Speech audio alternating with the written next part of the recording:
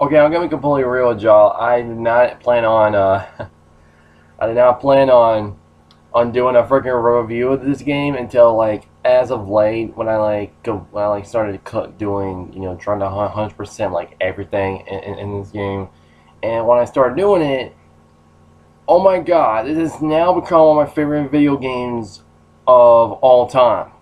So yeah, y'all have all probably looked at the title. Yes, I'm going to be talking about the Tomb Raider 2013 game. I personally, when it comes to my history with Tomb Raider, I haven't really played a lot of the, like any of the games. Like the only ones I've really played are just the ones that just have been coming out recently. I tried a little bit of Rise of the Tomb Raider when it came to the trial. I'm pretty sure when it came to the trial on Xbox, and I played the 2013 game on both the Xbox 360 and the P and my on the definitive edition on my Xbox One.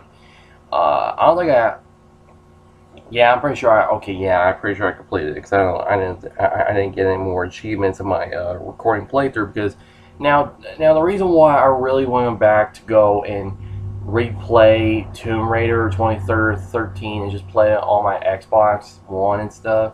The reason why I went back and played it and recorded it as a series, because if y'all don't really know, because as I'm recording this, I already got like 16 episodes of that series, and the first episode and the last episode, they're pretty damn long because y'all know how I do. And when and just from the story alone, like it was absolutely amazing. But there were points where I was just like, for real. But once you, but the thing is, there's so many things that I didn't really find in my initial playthrough until I went back and started doing being Mr. Collector out of this bitch, and started collecting more of the documents and all that stuff. Now I'm gonna get that to a minute. I'm gonna do a full-fledged review of this game, and I'll probably do a full-fledged review of Rise of the Tomb Raider when I get through with that because like I was saying, the reason why I'm even doing all this, I even did a series on this. I'm going to be doing a series on Rise of the Tomb Raider, is because Shadow of the Tomb Raider is coming out and is supposedly the final game in like a trilogy of Lara Croft's origin story coming the Tomb Raider. So I'm pretty sure that by the end of that game, we're gonna get like Lara Croft from like the original games. But who knows? Because I've now played Rise yet, and what kind of development she goes through. But other than that, Tomb Raider just this Tomb Raider right here alone, man. Damn. So what is the story? Well, it follows Lara Croft, who at this point is just an art just a little adventurer. She's kind of like she's kind of like the woman Nathan Drake that's like trying like to find like all this stuff. She kind of like your Indiana Jones esque type of adventurer that's trying to find his lost city called Yamatai. That's with all these group of people, along with her friend Sam, whose blood is actually tied to Himiko of the Sun Queen, but they really need to find Yamatai and see, like, yeah. But the thing is, in a certain direction that they go, they ended up driving in Sam, and the entire crew. They get like the entire boat just gets completely decimated by the storm, and they're now washed up, and by the time Laura wakes up, she just knows that shit just ain't right. Like shit is just I gotta get the hell out of here because there's a bunch of crazy shit going on. Just by the time you gain control of Laura, you're like, what in the hell is going on? Like it is such a mystery on what's going on, to the point where you're like, yo, I gotta get the hell out of here, but I also want to find out what's really going on. And that's kind of what makes the game really interesting and kind of, and since it is called Tomb Raider, as it's being a reboot, which it pretty much is, I do like the fact they start off with Laura as an origin story of her becoming the Tomb Raider. At least the very first time of her going through like all this types of shit. Because by the end of the game, she's still the same. she's still somewhat the same Laura from that we originally started out with, but she's like the badass version of that character. Even though she has to completely change. I'm kind of glad because I don't think people would change that damn quickly. Though in terms of experience, I'm pretty sure it would, but I don't know. But other than that, like the story with Laura, like the struggles that she goes through, especially like a bit later when you get to this one town when you're trying to reach like this temple or something, like later in the game, you're like, yo, just holy shit. The amount of crazy ass Uncharted type shit she goes through is unlike anything, and just like these are these quick time events, and there are quick time events in the game. You have to press a button like bing, but they're not really that bad at all. Like they do work in terms of like Tomb Raider. And the thing is, if you f up like any of these quick time events, like there are like these other type of quick time events where you have to like slide and stuff, you know, slide down a hill while you also try to dodge all this stuff. And just telling y'all, if you guys fail, Laura's gonna die brutally, and it is not a good sight to see. Especially by the time when this game came out. Holy shit! I really wanted to mention that because the death scenes in these events are outright brutal. That's just all I'm saying. Now, how does the gameplay go? It's basically like, let's say, a more refined version of Uncharted. Like, I mean, I know Uncharted kind of reinvented its own gameplay to an extent. When it came to Uncharted 4, because I've seen some of the gameplay, like the E3 demo I saw. Which, by the way, I cannot wait to play Uncharted 4 because at this point I've already recorded Uncharted 1, 2, and 3, and I do love 2 and 3 so damn much. One was pretty good, but really repetitive. Kind of pissed me the hell off. But yeah, but at the time when this came out, it was a great game. Like, literally great ass game. It was like if some of the developers from Naughty Dog just tried to help out with what's going on in the gameplay in Tomb Raider, because you do, instead of like your twin pistols from the original games, Laura's mostly using her bow and arrow to be sneaky, because there are stealth mechanics in this game which do work very well in your favor if you pull them off right. But more likely, like throughout, but the thing is, throughout the game, there is a lot of shooting, but you do get like guns and stuff later on, especially when you get your standard handgun pretty early. It's gratifying, and the first time that Laura has to kill someone is amazing. I really want to talk about Laura's character development because, like I said before, she does like I said before, she does go through some shit, but it's to the point where she doesn't completely change out of her character.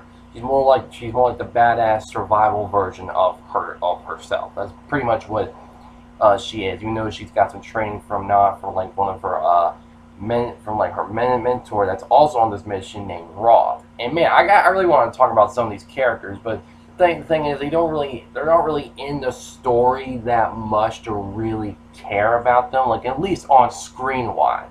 I mean, don't get me wrong, the dialogue and conversation between the characters pretty neat. That's all I'm really going to be saying. I just really want to talk about Laura's character development, because when she first pulls the trigger to kill someone in this game, you can totally feel her pain, because this is her first time killing someone, and you guys already seen in the trailer. It just the first time when she has to kill someone is just wow, dude. I mean, it really isn't spoiling anything. I mean, it's more of a minor spoiler to an extent, but it's not really spoiling anything, as it's like pretty early on in the game. So I'm just not gonna be. I'm just gonna upfront with that, as it is early on in the game, and when you first get your damn pistol. So that's all I'm saying. Plus, I really want to talk about the character. Like I was saying about the characters. Yes, they're decent on screen, and I did like most when they were. But the important stuff on learning about more of these characters is by looking through the documents. Basically, the reason why I wanted to do this review, and that is pretty much by saying that by the time I got like a lot more of the documents coming back from the game. I'm like 80, I'm like over 80% done in terms of completion, and I really want to get more and more. And I've already read like a bunch of these freaking documents already, and holy shit, so much backstory to everything. Oh my god. The amount of backstories that you find in this game is absolutely undamn real. You definitely feel, you get so many perspectives on what's going on. There is more of like the crew, the endurance crew letters and stuff, and there's also like the thoughts of other characters like Sam, Reyes, Jonah, Alex. You find out like what they're like. You find out like what they're thinking about, what and how how they're really like, just basically like what they wrote down from their and their thoughts on the paper that Laura finds. And I really like that. And what's really cool is that you also get to see Laura's thoughts of that in like on the left side of the screen. You find out like what she's thinking about like when she finds this, and she's like, damn, what the hell were you thinking? That's pretty much what she was thinking. Shit like that, and that's a really neat touch. What's also really neat, and what helps the documents is that there's legit voice acting for what is being read on screen, giving it even more emotion to what's on the damn screen. Like when you hear all these people talking about what they are going through, because you do get multiple. I'm talking about multiple perspectives on the documents. I'm talking about like there's this one priestess that was around when the Sun Queen Himiko was around.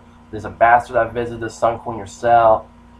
And freaking like you get like some of the endurance members' thoughts and like what's going on. And you even find ones where you actually delve into the mind of the main antagonist himself, Matthias, who leads this crazy ass cult, and he's basically the main antagonist of the game, because he's basically a true survivor. He's just been through a lot of shit that's just corrupted at this point. That kind of thinks he knows what he's doing, but that's pretty much like that's. You guys know, right?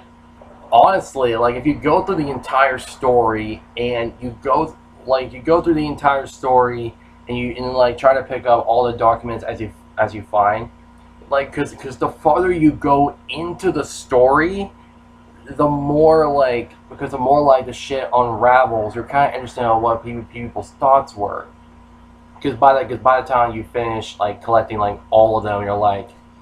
But like if you try like collecting them all in your first playthrough while you're witnessing the story firsthand, honestly, it's pretty damn heartbreaking. You're probably gonna tear up a bit about some of these characters and what they had to go through. The more you see the unraveled shit go on, you do learn some of the fates of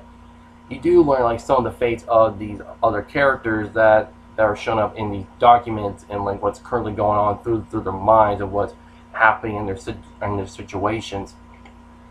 Really interesting shit, and that's what kind of made the game for me, as there's so much interesting lore from all these people on this damn island. It's just amazing. So I gotta give Crystal Dynamics that they really know how to make a story really interesting without it just being the main story. Like, and adding in the voice acting and these documents on what these characters are thinking emotionally, giving that emotional effect when it came to the voice acting in them, it's just outright amazing. You gotta give them that. I've been talking about the story a lot, and that's because it's probably the best part about the entire game, especially if you go through all these documents and even find mysterious artifacts. And definitely you find these pretty simple but pretty cool ass freaking tombs with their puzzles and shit. And the two I ended up recording with in the game, they are possibly like, why? I'm really curious. Why is it that the tombs I ended up recording in my series. I'm pretty sure I did like 3 tombs in my series. I rated 3 tombs. Why are they like the ones that are like pretty kind of hard to do, while all the other ones are just so damn simple? And I was like, are you shitting me? I don't know. It's probably just me, but in all honesty, Tomb Raider is just an amazing game, because just for the story and the backstories and the characters alone, it's just amazing. There's even a neat twist with like 2 of the characters that are very involved in the story with Lara. Like all you have to do is find this one freaking document that's like right at the freaking fireplace that you're with Roth for the very first time in the game with. Find that. It's one. It just because if you miss that after beating the game, you're gonna go back and be like, holy shit! Because after you beat the game, you're gonna be like, oh, that's bad.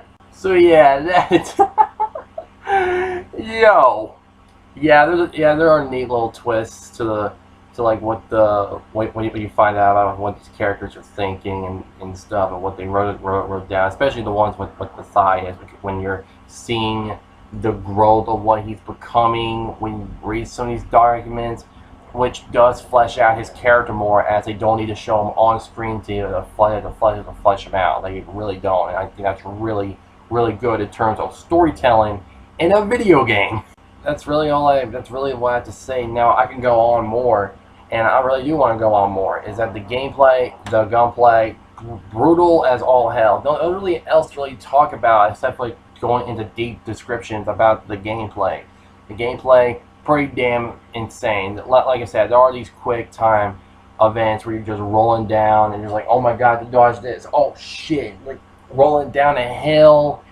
Like there's a bunch of these freaking Uncharted like moments. It's not even funny, but like imagine those moments from Uncharted, but times 5. Like that is the amount of shit that you go through in this game. I'm not even joking. There's a bunch of crazy ass shit that goes on in the background. Sometimes caused by Laura herself, with cause to some of the damage, and it's crazy. And what's funny is when you start out with some of these guns, because there is like salvaging and hunting mechanics where you do upgrade Laura's stats and abilities, and like what type of things what she can do, and you search these boxes for like, especially these big ass crates for salvage, and you can even like loot the bodies of your enemies so you can get more salvage, so you can upgrade your weapons more. But the thing is, when you find a lot more of the damn, we find out more about these parts, because these weapon parts are completely they're basically randomly found in this game, and by the time you get like 3 out of 3 parts, you literally upgrade your gun, and it looks pretty dead different. But by the time you finish upgrading all of the guns, because they start out looking pretty like standard.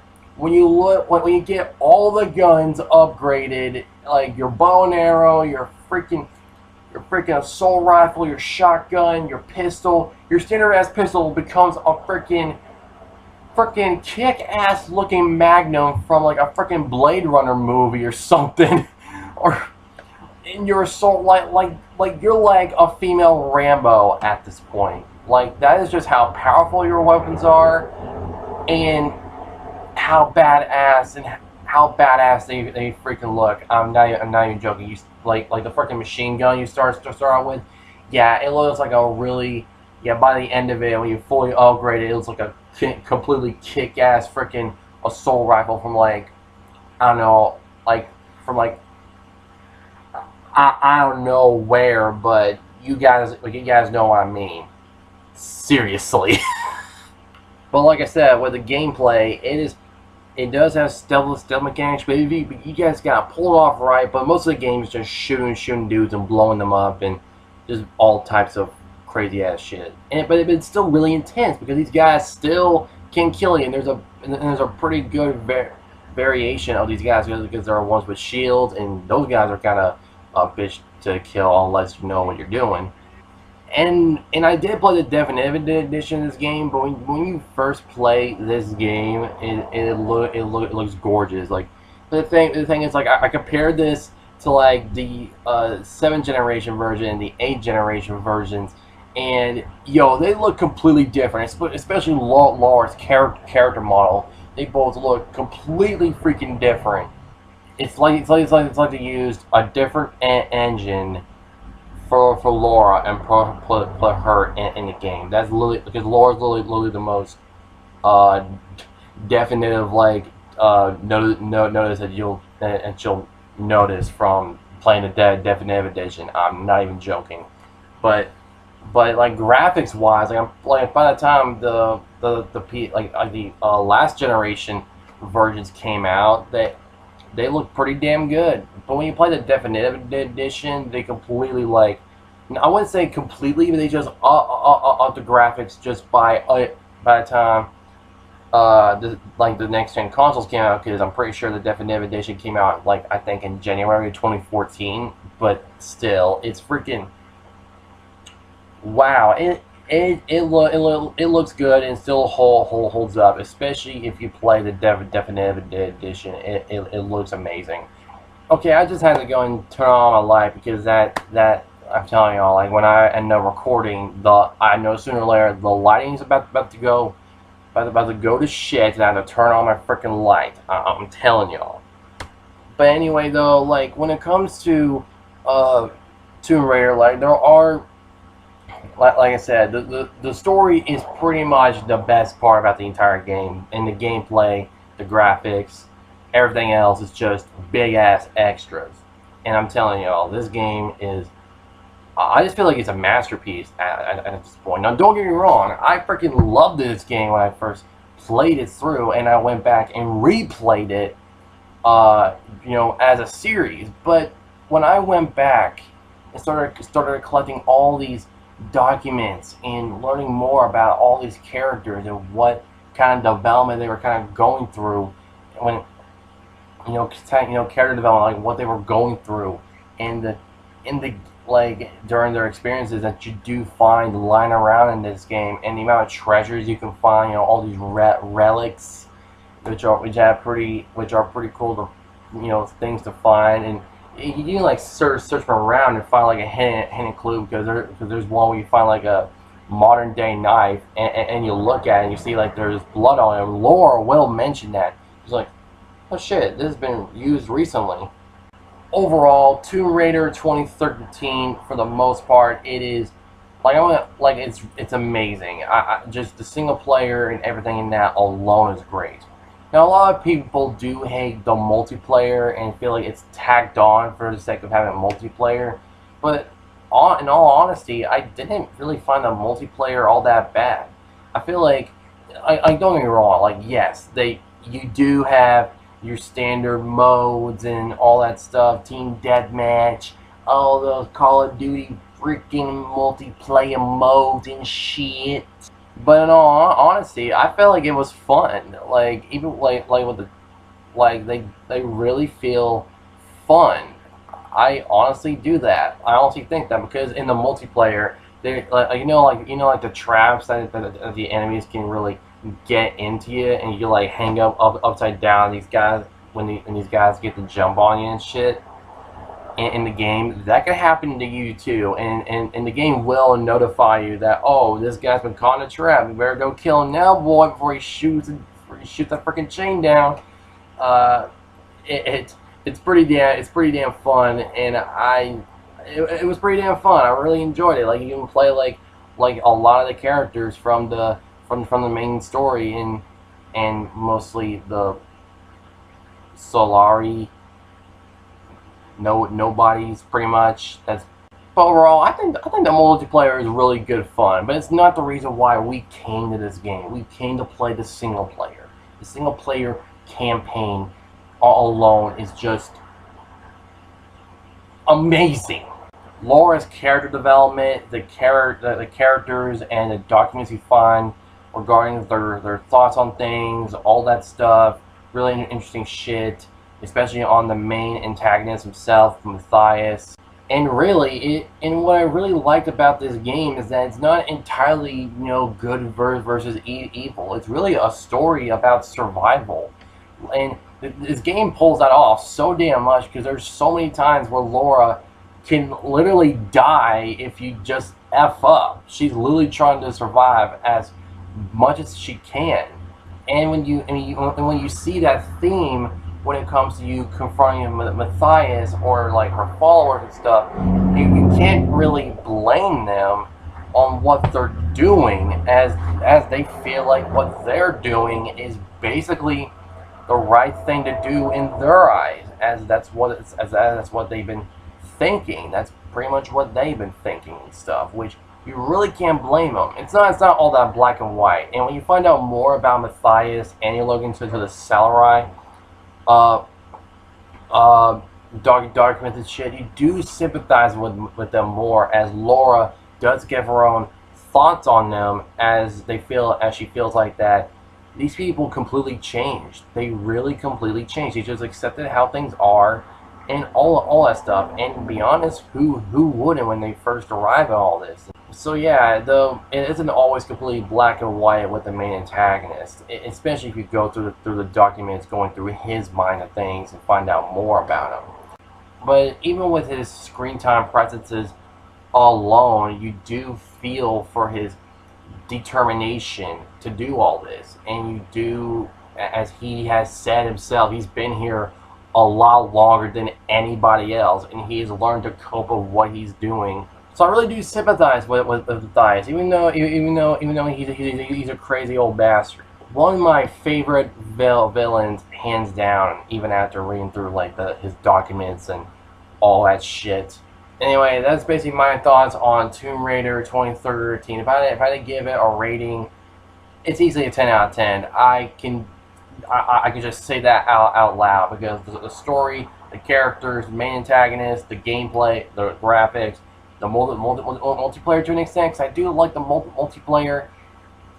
Just basically everything about this game is just good. Like, there's nothing bad I can find anything about it. Now, that's just all I'm saying, because I don't think there's anything bad I can say about this game. This is personally one of my favorite games ever, and it's a good story. And if you just looked at this game and just wanted to be like any of the other old Tomb Raider games, it does have those, but it's a complete reboot, but a really good reboot.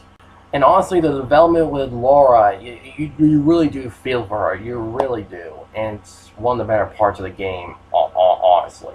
And the revelations, all that stuff, just packed into this one game, you're like, oh my god. So yeah, Tomb Raider 2013, it is personally one of my favorite games ever made. And I cannot wait to play Rise of Tomb Raider, though I really am thinking it's not going to be as good as the original, the first one, but it's looking promising. I ain't going to lie about that. It is looking very promising for what I saw in the trailers and all the stuff. I did see the E3 2015 trailer of it before. I'm pretty sure I still had that video up. Anyway, that's basically all I have to say. Tomb Raider 2013, personally one of my favorite games ever made. Yeah. Hope you guys enjoyed it. Like the video if y'all enjoyed it. Subscribe if y'all want to see more. Comment below what y'all think. If any of y'all are new to the channel, if y'all want to see more, be sure to subscribe for more. I hope you guys enjoyed it. I'll see y'all in the next video. And hopefully I do more reviews, because I like doing these in terms of like games I probably either hate or just disappointed with, all that stuff. Yeah, I really do hope to do these more in the future, because I do like doing reviews. Survivor out. I love this fucking game.